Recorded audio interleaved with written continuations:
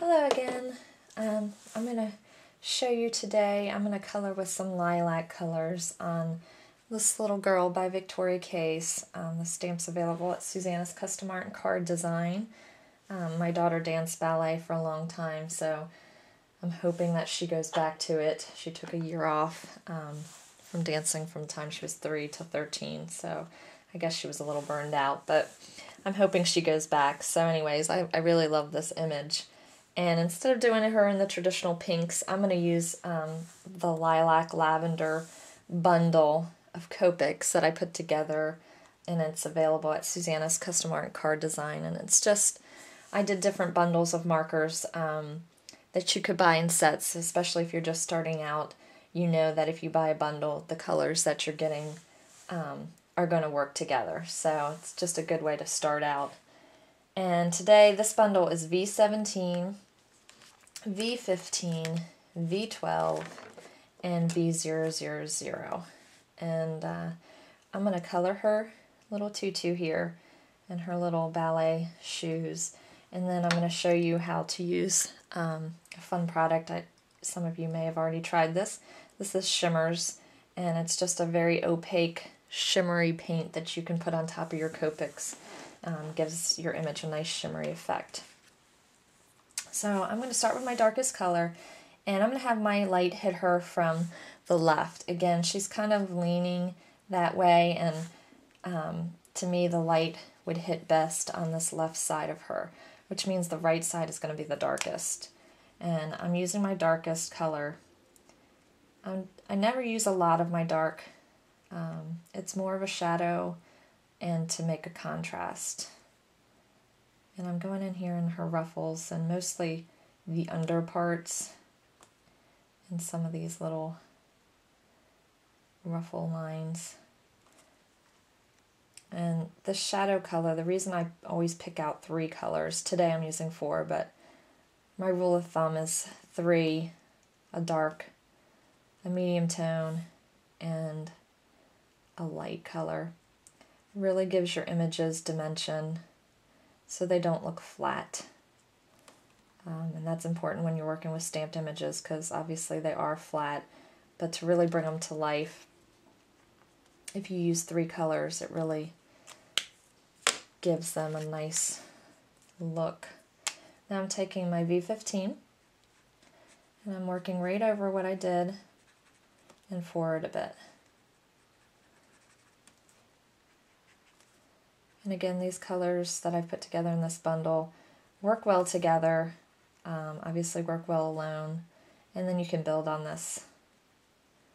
But this is actually my favorite lavender combo that I like to use. And I'm going to take my V12. This is going to be the main coloration. I'm going right back over what I did and blending so there's no harsh lines. And going back into some of those folds of her tutu.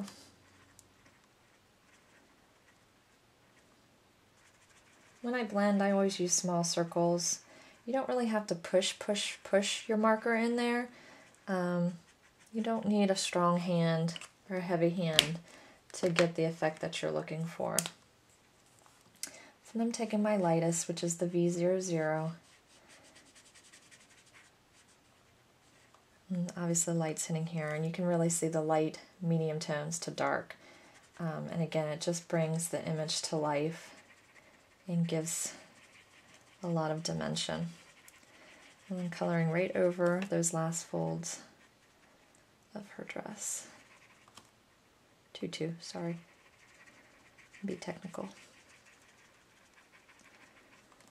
And yes, you can see in a few places I went outside the line, but that can be fixed, so I'm not worrying about that.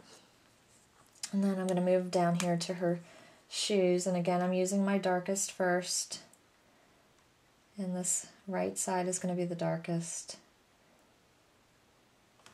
And I'm going to give her a little bow and some of these folds, a little shadow.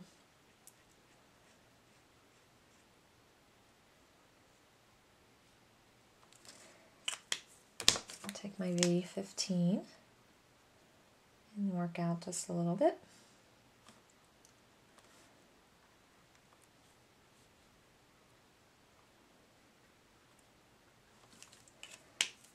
And then V12.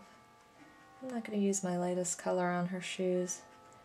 I use this V12 to finish it up. A lot of times in the smaller spaces or smaller parts of your stamped images, you can't always use 4 or 3 colors. And like for her shoes, I'm just using the 3. Okay, so she's colored up nicely, and like I said, you can really tell that the light is coming in this way. And I'm using Shimmerz. This is a fun product. Susanna carries this in her store too, and today I'm using Ice Lavender. You want to shake it up really good. My recommendation is always just to use what's in your cap. A little goes a long way. You don't need a lot.